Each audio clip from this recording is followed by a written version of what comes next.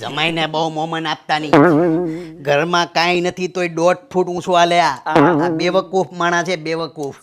સવી બેન આવી જાય. માતાજી બેન પગે લગાણ. બેન જય શ્રી કૃષ્ણ. બાપ આવ્યું બાપ. જય શ્રી કૃષ્ણ. પગે લગાણ. આમ તાણે ઊભા છો હું તમાર બનાવીને પગે લાગો. એ બનાવી જય શ્રી કૃષ્ણ. જમીનો બેનો ખોટું નાખ્યું તઈને ભાઈ ઓછા હતા. એટલે આની કેસેટ તો હજી સોંટી ગઈ લાગે હે સવી. તું હું આમ ઊભો છો તાર બનાવીને પગે લાગ.